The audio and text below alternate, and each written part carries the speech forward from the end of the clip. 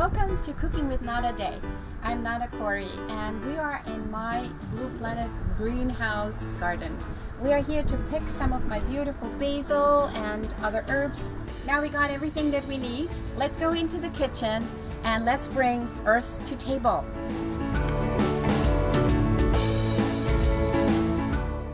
Almond milk. Homemade almond milk. That's our next segment in this series. Did you know that you can make homemade almond milk just from a bunch of almonds like that? Well, what you do, you soak them overnight. You soak them at least for 8 hours. And this is what you get. Looks a little murky, doesn't it? Well, you know, the husk around the almond has an enzyme inhibitor in it, which prevents us from actually absorbing the benefit that the nut actually has for us. So this process has eliminated that factor. So we're going to clean it up. We're going to strain it and wash it under running water until we get clean running water. And we're going to rinse them under running water to clean up all of that gunk that has kind of come off the skin. It's the discoloring from the skin, and it's the enzyme inhibitor. So we're really thoroughly washing it and rinsing it under clean running water. So we're going to put it back in so we can see, did we get really clean water?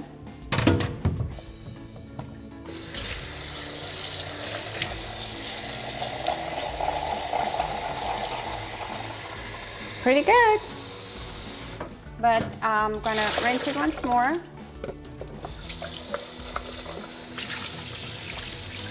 Just for the heck of it. Now what I could do with this, what I usually do, I peel the husk off them. But this is a little bit kind of a chore because you have to take every nut, by itself. And just dehusk it. I'm dehusking my almonds because I like to do that so that I can have really white milk, nice and creamy, and it doesn't really matter. I could use the husk and blend it all in, but I prefer to take it off. It's just my preference. This is what the almonds look like when they're peeled. See, they're nice and white, and we're gonna rinse them once more, and then we're gonna blend them with clean water. And that's the beginning of the milk process. By the way, you could dry them on a low temperature in your oven and keep them as your snack. It's a very healthy snack because they have been sprouted basically. So now the enzyme inhibitor is gone, and this is a very delicious and healthy snack. But we're making almond milk today. So they're going into my Vitamixer. There you go. And I have about a cup of almonds here. So I'm adding 2 cups or double that. So I'm adding 2 cups of water to the 1 cup of almond, which is about here. And I'm adding a pinch of pink salt, good salt, Himalayan salt, or any prime pink salt that has, why I'm using the pink salt is because it doesn't have any chemicals in it, but it's rich in electrolytes. So, and we need those. We really need those. This is our conductor for our electrical circuitry of the body, so you cannot lack that. Without that, your heart will not work too well. Okay, so I'm going to put a couple shakes in there, mimicking a pinch. There you go. And I'm going to make just neutral almond milk. If I was going to sweeten it, I would put like 4 dates in it, pitted dates. And I could add a little bit of vanilla extract or vanilla beans, like half of a vanilla bean. I would add in there, and I would have the flavored almond milk. But we're gonna make just neutral one. Okay, here we go.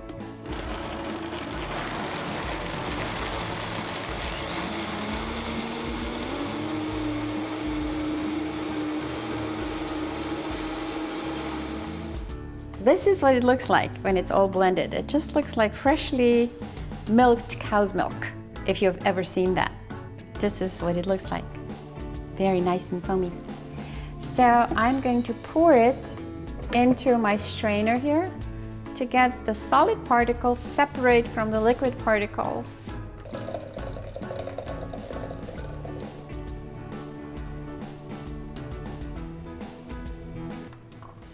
See, it's straining from the solid parts to the liquid part here, and the remnants are staying inside my strainer, which is a pretty tight strainer here. But I'm going to do it even more, once more, and strain the whole thing through my cheesecloth. Now we're straining it through the cheesecloth. And you can see it's a little more liquidy, but there will be still remnants in there, which we will gently squeeze out of the bag. Okay. So this is what this looks like. See? So strain it and squeeze the liquid part out. Just like milking a cow. This is fun. Okay. And it's easy to do. It's really easy. And you have yourself delicious homemade almond milk without any kind of additives that are not very beneficial for our body. If you look at the container of the store-bought one, there are ingredients in there that you can hardly pronounce, so don't go there. Make it your own.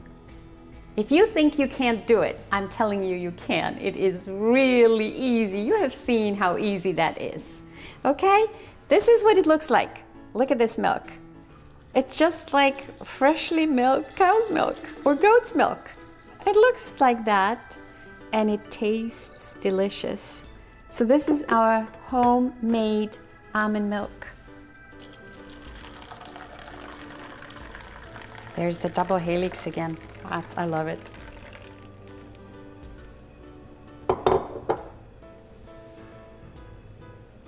Does that look creamy? I think so. Now, this is neutral. If you want to have a flavor like vanilla, you can use vanilla extract and just have like a dropper in that whole batch. Add dates. You depit them. Take the pits out. Put it all in your Vitamixer with the milk, and then you have it sweetened naturally, and you have it flavored. You want chocolate? Add some amazing cocoa to it, original pure cocoa, and you have chocolate milk. What better can that be? The kids would love it, and the big kids too. All right, okay. Salute.